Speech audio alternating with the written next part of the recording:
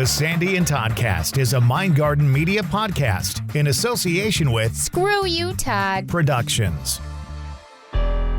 Broadcasting from two very different yet magical places not found on any map.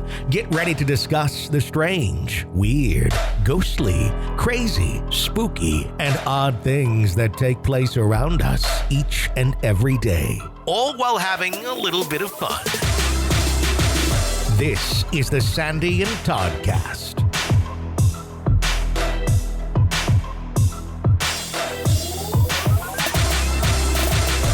Welcome to the Sandy and Toddcast. She is Sandy. He is Todd. And it's another Sunday together, if you will, and here we go. I almost said he is Carlos. Why were you going to say Carlos? I don't know. That name just came to me. You know how I am with names coming to me? It's like my little psychic thingy. My forte, my psychic forte is names. You might be crazy. Well, I think I am. I know I am. You call me crazy all the time, so. Well, what are you going to talk about this week? I know it's going to be a lot of crap. Yeah, we've got some crap this week. And so here's an update on the COVID twins. I am doing much, much better as far as the physical, like the flu-ish part. Yep. I do still have a little bit of a cough, but nothing close to what it was. So I'm really happy about that. And are you okay with the flu-ish stuff? How's your voice doing? Voice is actually fine. The flu-ish stuff is gone from me right now. And we talked about this a couple of times in the past week. It's just the exhaustion and being really, really, really tired. Yeah. Which then I think lends itself to dealing with some depression, that kind of stuff. Yeah, I think that we had a long talk before we recorded today about what's going on. And I didn't even realize that depression could be, because you think about it, it's COVID. It's like, oh, you've got a cold or the flu or whatever it is at this point in the strains. And then you think, okay, I've recovered and I've moved on. It's not the same as the flu. It certainly isn't, because I've had the flu before and never felt like this. So I think COVID affects you in more ways than you think it does. Not everybody. Dave seems to be okay with it. But we seem to, kind of be the COVID twins right now. And a little bit of depression, a lot of exhaustion, and just a little bit of listlessness. Yeah, basically if I could not do anything for about a month, just kind of sit, I'd be okay with that. My grandfather used to sit in a chair and look out a window for hours and hours and hours during the day. Don't know what he was seeing, but he was seeing something. Yep. And that's what I would like. I would love to literally do nothing. I at the end of the night, I'll turn on the TV or I'll, scroll my phone and I don't even know what I'm looking at or anything. I'm not focusing on anything. I'm not processing anything. Nope. And so it is what it is, I guess. Fog. And brain fog. I've never experienced this before. So this is different. And I'm hoping any of our listeners, our friends who have maybe experienced something like this, let us know how you made out with it, how long it stuck with you, and if there's anything that you did to change it, because I know this isn't us. This isn't who we are. I mean, we're used to working a lot. We're used to kind of weird nights of sleep, but certainly not this kind of feeling. So it's been an adventure, that's for sure. And, what are you going to do? It is what it is at this point. But so that's the update on the COVID twins, Todd and Sandy, or Carlos and Sandy. I don't know why I wanted to call you Carlos. That's so funny to me. Anyways, a lot of stuff going on. Okay, so I got to tell everybody about this. This is so cool. I did not know it existed. And I've already talked to Dave about going out there next September because it's a little short notice for this September. But we're going to talk about Sasquatch. Sasquatch is apparently alive and well in Whitehall, New York. Now, I knew about Sasquatch in Whitehall for many years.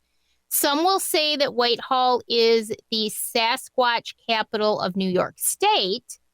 Some will say that it's the Sasquatch capital of the world.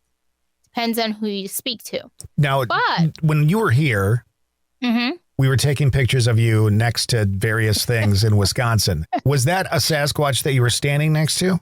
Yes, that Okay. was a Sasquatch that you were forcing me to stand next to because you wouldn't leave me alone until I literally walked across the street and stood next to the Sasquatch. So with this episode, you absolutely must include that picture with the post on social will. media.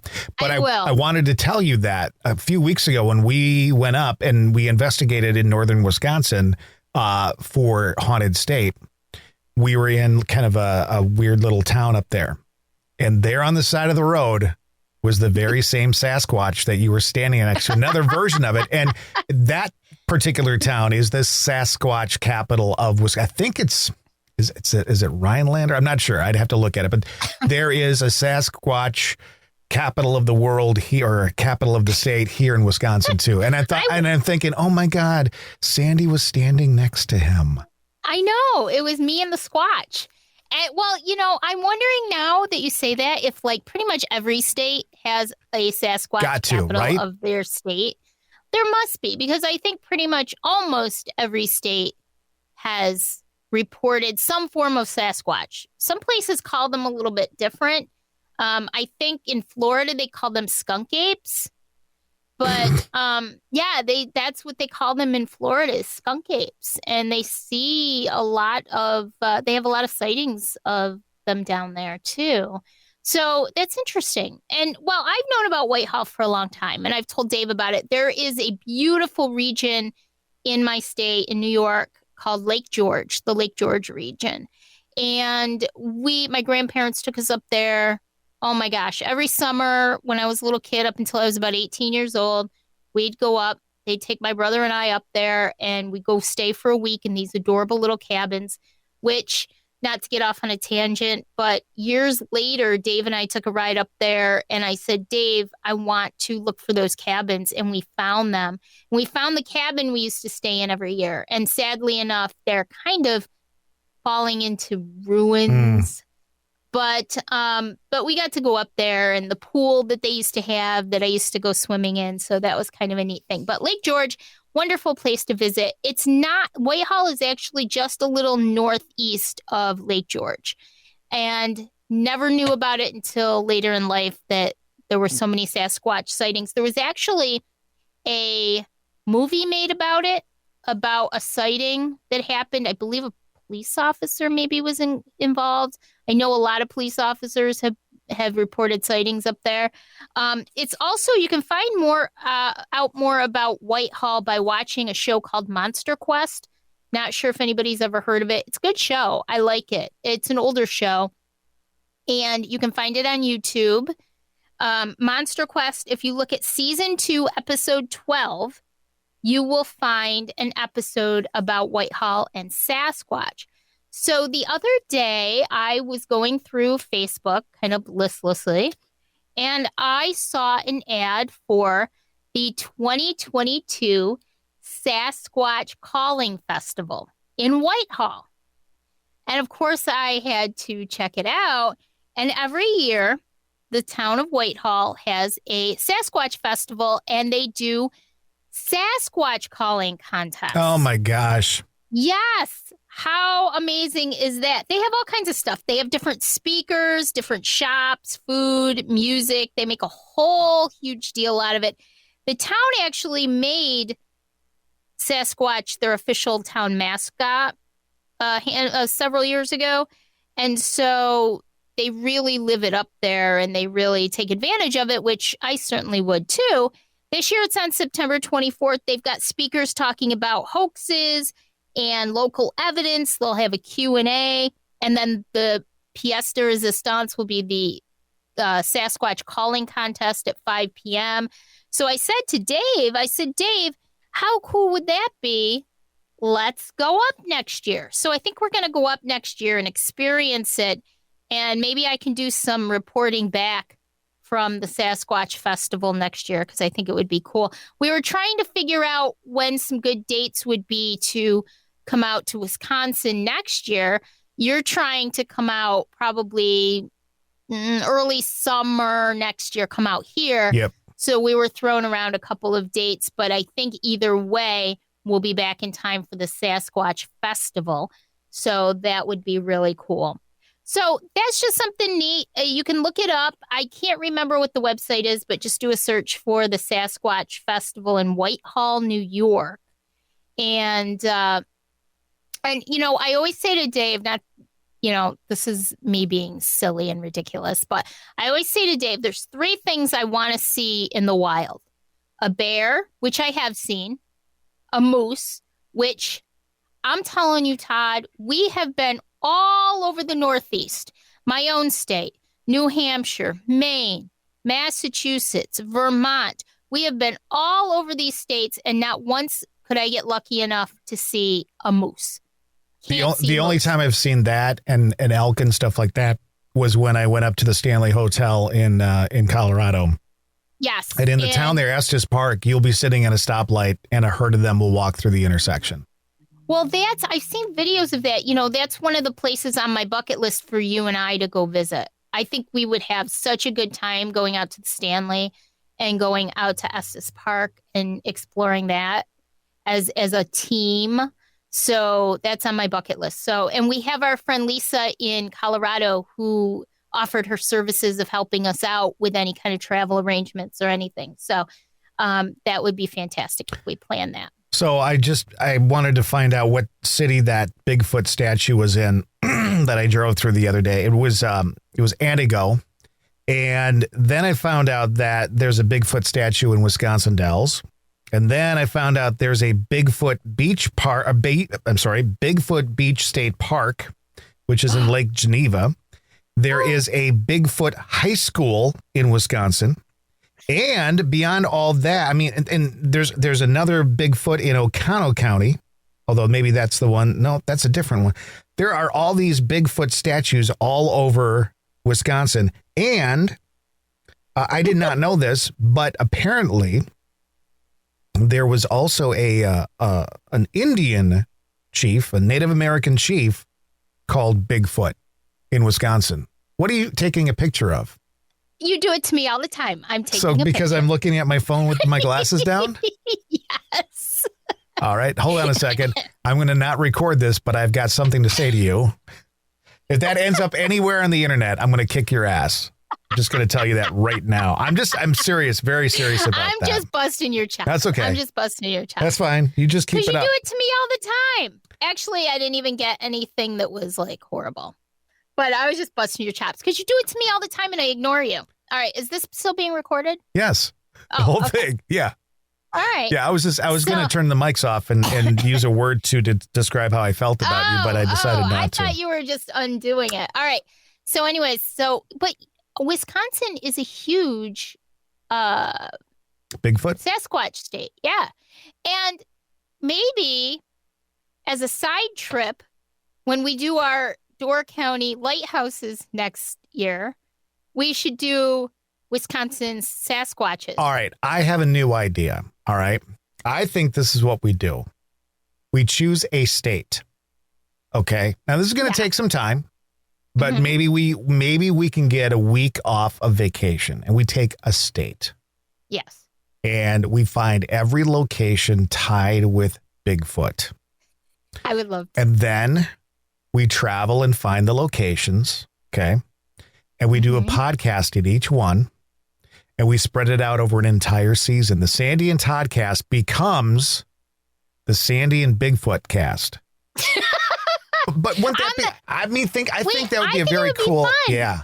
On the hunt for Bigfoot. And I'm not even a big Bigfoot kind of guy. I'm just not. No, I could care less. I'm more attracted to the funny looking statues that Sandy can get. And that's the other thing. Think of all the statues we could have you standing next to. But you're such a bully with that stuff. You're like, get on that chicken or get on that cow. You're like, get on. I'm like, no. No, wait a minute. You're the one who started doing it. When you sat in the cheese throne. So don't tell me who started what. But a cheese throne is not an animal. You're like, get on this. Get on that. Do this, do that. Yeah, You're but so then there bossy. were some cows. You're like, should I go sit on that? Sure, yeah, go do that. So listen, I wasn't the biggest bully in the world. My favorite moment ever, though, was in the car just before we got to your house when we were accusing each other of being bossy about things. And then the light bulb went on and we both went, oh my God, we're so alike. It's ridiculous. And we're both bossy. We boss each other around all the time. So we're just trying to come up with ideas to make this podcast spicy. I think we got to find something like Bigfoot and then just research the shit out of it. And that's all we talk about. We should dedicate a season to like, we could have Bigfoot witnesses. We could have Bigfoot researchers. There you go. Seriously. But we should get some really offbeat people. Like we should have serious people. But we should have what's his name back on, right? People. What's the guy's name? We should have him on the show for sure. He's fantastic. I love him. I loved him as a guest. Listen, I'm telling you right now, that is season 6. I know. I'm not even kidding. Chronicles. That is season 6. The Sandy and Toddcast, the Bigfoot Chronicles. That is it. We could get some great ones too. Let's do it. I think we should. I think it'd be hilarious. It'd be a lot of, look, he's writing it down in his little notebook. Perfect.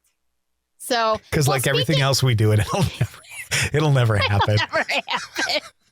But that's our charm. That's what makes us so cute. So, I kind of along those lines of, things, aliens. I just wanted to talk about something that happened to me this week. And I'm wondering if anybody else has ever gone through it. We grow up and we learn about the solar system in school, but we learn about the solar system in school. And you're in school and you don't want to learn anyway. You don't care about this stuff unless you're totally into it, right? So you learn about the planets and the solar system and stuff. But then as you grow into adulthood and those things take on less of a meaning for you than they did even before, you kind of just take it for granted. You don't think about it. And I like to go sit outside and look at the stars a lot, on a clear night, as long as it's not too cold. And last month I was sitting there and I saw some meteors go through the sky. We're in the middle of I never say this right, but the Perseids? Yeah, something like that. Yeah. Perseids or something. And it's my favorite time of the year because there are times when you can see them boom, boom, boom, boom, boom, one right after the other. And I just think it's fascinating. Wait, how did they go? Boom, boom, boom, boom, boom. That's not too far off from this. Sweet Caroline, boom, boom, boom. Good night. There you go. She's going to kill you. Thanks to my mom for that audio gold. I can't believe, but again, you tell her to do it and she does it. And I'm like, why are you listening to Todd, Mom? So, by the way, she's making something for you. I'm going to send it out to you soon. Yes. Oh, God. So, but anyways, so I love looking outside. So last month I was watching some falling stars and you just look up at the sky and it's so beautiful. And I saw a satellite go through and I'm a big International Space Station fan. So, I try to do those sightings whenever possible because it's super neat. And so the other night I have this app on my phone. It's called Skyview, and I really highly, highly recommend it to everybody if you like this stuff. Now, it's the free version, but it's really wonderful. Even the free version is just amazing. And what it does is it maps the sky for you. You put it on your phone, you turn it on, and you point at the sky. Even if you're not outside, it'll do it for you. And it'll show you exactly what all the stars in the sky are. You can highlight something. It'll show you the constellations. It'll show you where the planets are in the sky, like Saturn, Jupiter, all of them. It'll show you where they are. And you can actually put it right over the planet or the star so that you know exactly where it is. It's pretty darn cool. And I'm laying in bed one night because I couldn't sleep. And I turned it on, just laying in bed. And I'm looking at where all the constellations are and everything. And I start clicking on the planets, Saturn and Jupiter and Mercury and Venus. And it tells you this big piece of information about each one, what their atmosphere is like, everything. And it really was an aha moment for me because I realized that I didn't know so much about everything that's out there. We get so caught up in our daily lives and what's going on right in front of us that we don't stop to realize how incredibly tiny we are. And it's sort of like us looking at an ant.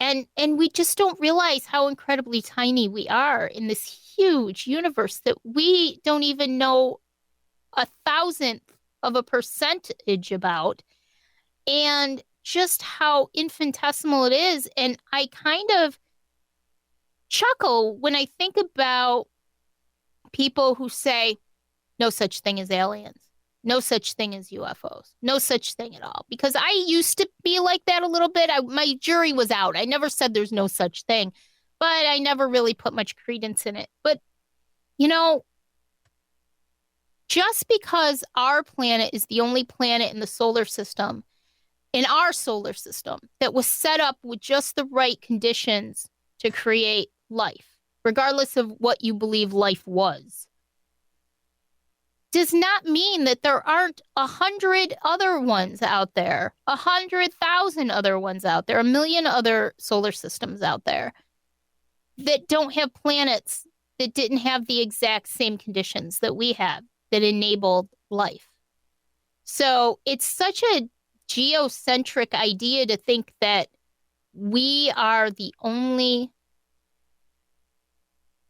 human beings or beings capable of intelligence out there somewhere. It's just it was such an aha moment to me, Todd, because I realized, you know, just how infinitesimally small we are in this great big world. And it just puts a little bit more credence into the idea that we possibly could have alien life form out there. And to them, we are alien life form. And it doesn't surprise me that this may be going on.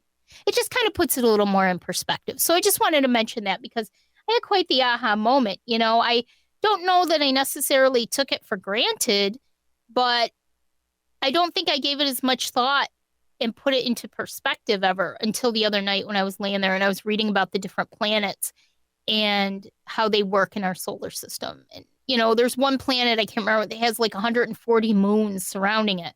Here we have one moon. And one of the planets, Jupiter or Saturn maybe, has 140 moons that rotate.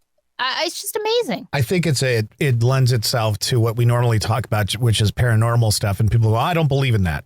Mm-hmm. And I think it's kind of the same thing. Like if you think, again, in all the vast everything that's out there, if you think that right now you listening to this podcast is important or a big deal or what, it's just what we've got going on down here is not that big of a deal. And I'm talking about Earth. You know, right. we can't get along on Earth. You know, can you imagine if another life form showed up? It would be like it'd be like The Simpsons or something like that, where the aliens come and or it would be like Futurama, you know, where it's just stupid to think that this is it. I think that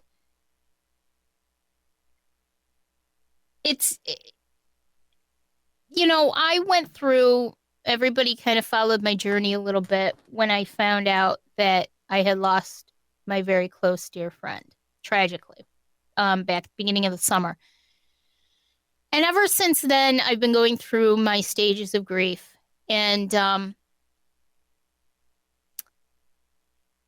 been thinking about the afterlife quite a bit because I have the ability to think about and maybe act on and investigate some of these thoughts that I'm having. And I did make a connection. I believe, you believe, Dave believes, we all believe that I did make a connection with my friend by using the spirit box. I've been reading up a lot on it, and I do believe that there is a lot that we just don't know. I don't know. Nobody knows what's going to happen. But is there a possibility that there could be life after death? Yes, I believe there is. So for somebody to be that close-minded and skeptical about the opportunity or the odds of something like that happening, I think it doesn't do them any good, because I think part of what we're here to do is to learn and to be part of something that's so much bigger than we are. And you better believe that all of these warring nations, if an alien form was ever to attack the earth, all of these enemies would have no choice but to become friends. Because then what do we do? It's no longer the Ukraine against Russia or the U.S. against the Taliban. We're all in this together if that were to ever happen, you know? And so it just makes you realize how ridiculous we can be in our, what's the word I want, Todd? In the fact that we are so sure of ourselves that we know exactly what's going on when we have no fucking clue what's going on. Not really. I would love to get rid of the term afterlife, because of what I'd like to call it is after this life. Yes. In the after this life, meaning whatever happens after this particular version of me. Here's the thing. And I don't want to get into it because we got to go. But if the ant is killed, if we kill an ant, we're walking along and we smash an ant. Is that it for that ant? Does it come back again as another ant? Does it? I mean, we don't. Who knows, right? Nobody knows. We don't know. Right? I just the term afterlife bothers me, because it means like somehow we leave here and then there's this one other thing that might happen to us afterward. Yeah. I don't think there's just one other thing. I think there's many, many, many, many things that could happen to us after this particular moment in our being ends. I agree. So at any rate, keep it tuned for season number 6, the Sandy and Toddcast in Search of Bigfoot. What were we calling it? The Bigfoot Chronicles? The Bigfoot Chronicles. I got to write that down. I think we should. I really think, or even half a season. I think we should dedicate some time to some of this stuff that, you know, why not? Give a little credence to it and do a season on Bigfoot. Then we could do a season on something else. Yeah. We could do a season on witchcraft. We could do a season on, you know. Well, you know, our favorite skinwalkers. Aaron Mazza would love to come back and join us for some of those episodes. The Bigfoot Chronicles. I can have my friend John do some new artwork for the podcast, and it's two Bigfoots with our faces on it. It'd be perfect. Oh my gosh, that would be perfect. That would be perfect. So maybe we'll toss that idea around. I think it would be great. And there are so many researchers out there. I think it would be a lot of fun to talk to some of them and some of the witnesses. And some of the crazies. Witnesses out there. Yeah, why not? Hey, I was up in the woods and we saw Bigfoot. Came over for dinner. We had pig pie and a little something else. A little whiskey. And that sounds, you know what that sounds a little bit like? What? Bejesus. Well, not really. I miss bejesus. I just so you know, because of changes in my studio, I no longer have the echo effect. It's gone. So, all right. No more. All right. Anyway, so that was interesting. I just thought I'd throw that out at everybody because we know nothing. If you take one thing away from this week's episode, it's that we know nothing. End of story. All right. We got to do our little spiel. So here it comes.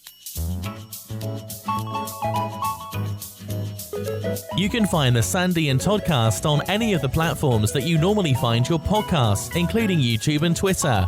Be sure to like the Sandy and Toddcast on Facebook to keep up on the latest goings-on, including each week's episode. You can also join our group, Stay Weirdos Friends of the Sandy and Toddcast, for more fun. Stay Weirdos is a safe place to share your thoughts, feelings, ideas, and random inappropriate memes without judgment. Sandy and Todd also have a podcast called the Empathecary Podcast. It's for empaths, by empaths. And if you know an empath, you might want to listen too. Find and like the page on Facebook. And finally, if you're thinking about starting your own podcast and just aren't sure where to start, Sandy and Todd can also help with that too. MindgardenMedia is their latest project where the dynamic duo can guide you every step of the way in your podcasting journey. Editing, producing, and consulting is what they do. Like MindgardenMedia on Facebook or email them at themindgardenmedia@gmail.com.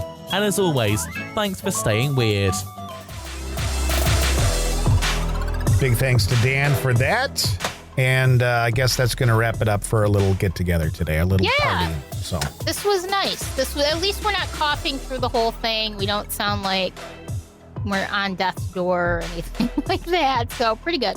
Pretty good. No, we're not bad. we're just suicidal. So, all right. Until next week's podcast. Bye. Bye.